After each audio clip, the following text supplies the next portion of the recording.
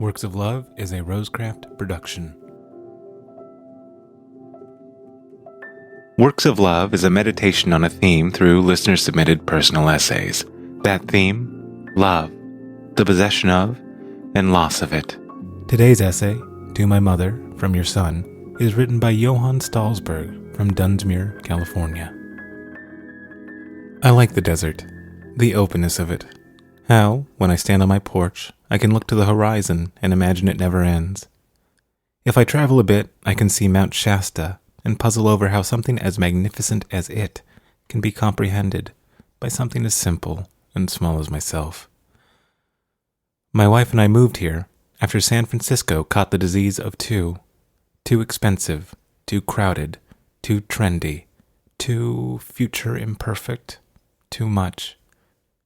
Of course, I wouldn't be able to earn my living if not for Silicon Valley. I wouldn't be able to afford our house, and my wife wouldn't be able to start her Curioso shop in downtown if she hadn't made a career there. We certainly wouldn't be able to raise our daughter in easy affluence, if not for my wife's name and inheritance. Our life could be much more constrained, made small and small by duty and necessity. I feel guilty at times that it isn't. I regret more people don't have the luck that we do. Then I think of my mother, a Filipina immigrant, her constraints, married at too young an age to someone uncaring and cruel, a prisoner of gender and societal norms, her making one big bet and leaving the home she knew for a city in snow, constructing a life which was uniquely her own despite the headwinds telling her life had already been decided.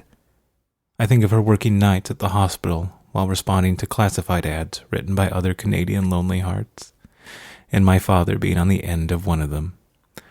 I thought I knew love when I met my wife, but I learned what real love was when we had our daughter. Love means I'm second place in my wife's heart. It means that when my daughter sneezes in the spring, I want to duel each and every possible allergen to the death. Love means attending a dance recital and seeing a fierce beauty in the children's undeveloped clumsiness. I like the desert because I can reflect. Something that always annoyed me about my mother, and I couldn't quite understand, is why, when my mother calls me, she always introduces herself with, "My son, it is your mother." Of course, by virtue of her calling me her son, it is inferred that she is my mother. I know that voice so well that I'm ignorant to parts of it. I cannot hear her accent. When my friend says my mother calls him Team, I hear it as Tim. I'm certain some of my pronunciations are a byproduct of her. No matter how far I travel, how far apart we are, for now we are over 4,023 kilometers apart, I carry her with me. My wife pointed out I hold my head in the same way my mother does when we listen intently. Our eyes have the same excited spark when we think of some harmless mischief. My son, it is your mother, is redundant. The fact that I am hers is inescapable. However, I'm also certain that much of my personality is a direct refutation of my mother. She felt that she missed out on the first 25 years of her life growing up in the Philippines in the 40s as a girl. The marriage was something that held her back until she saved every nickel and dime for the better part of 3 years so she could afford a ticket to somewhere halfway across the world.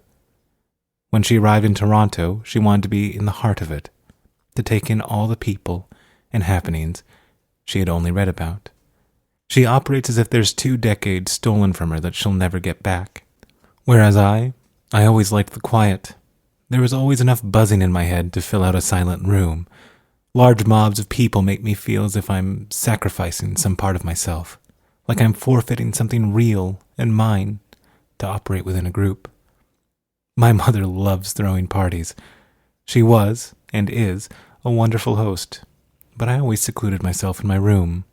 The things I imagined worth more to me than any banal pleasantries that could be found over a plate of lumpia.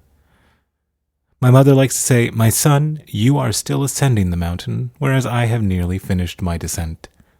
She does this whenever I mention some ache or other indication of my age.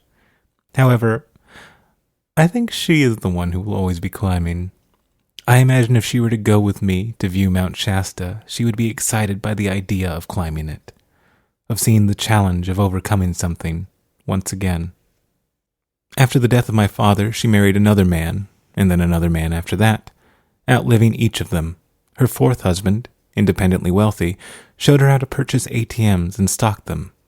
After his death, she applied those teachings and is now the fourth largest independent ATM owner in the Toronto area. She also stocks each one herself. Once when we were talking after a long day, she said, "I like to imagine all the people who go to the ATMs. A sweaty teenager taking a girl to the movies. A husband who impulsively buys his wife some flowers while he's getting her some tampons. Maybe a young woman getting $20 for a homeless man and his loyal aso." When I left for the States, she didn't cry. She smiled tightly and said, "If that is where your life is, I hope you find it." She never made a big deal of our distance, though as time has gone on and she's crept closer to her 80s, she'll let it slip that she thinks about it. "You can't have a kid in the States. It'll cost too much and she won't grow up around her grandmother, who will bake her cookies and show her Filipino recipes." When I told her, "I can show her how to make adobo and pancit, pandesal and flan," she responded, "But she'll make it your way, and not the right way." But now, with a daughter of my own, I look at the opening chapters of her life and realize it can't be written without first writing the stories of me and my wife's life. Our lives cannot be written without the story of our parents. However, my daughter probably won't know her grandmothers when she's 40. She'll only have this time, these early years, to learn the story our elders teach us about life, that it ends. And if my daughter has children, they won't know their great-grandmother. She'll become more and more of an abstraction, the subject of a family story that gets passed down. Time separates us all, and now, with my mother in Canada and me in the States, distance also separates us. Perhaps that's the reason she starts every phone call with, "My son, it is your mother." Perhaps it's her way of trying to pull us together, even though our individual lives have led us apart. A reminder, verbal and present, that no matter where I am, so long as she is alive, she will continue to claim that relationship, to bring me as close as she can, despite the 4,000 kilometers separating us. Or perhaps it's a reminder, no matter where I go, or whatever I will be, before I was anything, I was my mother's son.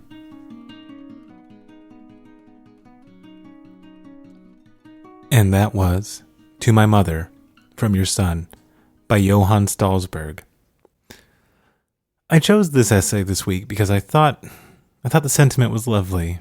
The peculiarities of loved ones, or maybe their way of trying to communicate something they're not even aware they're trying to communicate. I think of Coraline, and how, as she was getting sick, she would constantly ask me if I'd eaten. Over and over. As if she wanted to remind me enough while she was alive, so I would remember when she was gone. The essay also spoke to me because, to be frank, I wish my family were closer than we are.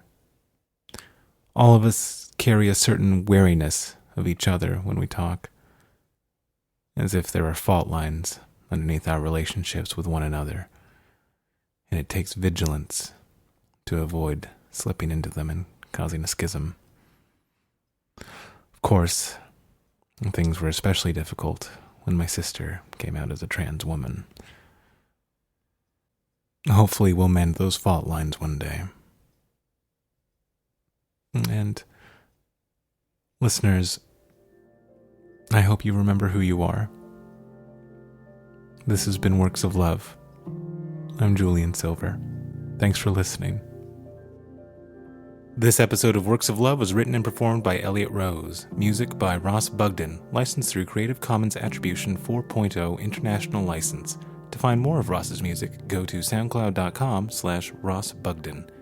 If you have any thoughts about today's essay, please feel free to reach out to us on Twitter. We're at Works of Love Pod, by email at worksoflovepodcast@gmail.com, or go to our website at wolpod.com. Also, we're having a contest. If you like the show and you want to support us, please leave an iTunes review. You will be automatically entered to win a copy of Zen Pencils, Cartoon Quotes from Inspirational Folks by Gavin Ong Tan. The winners will be announced during episode 11. This has been Works of Love. Thank you for listening.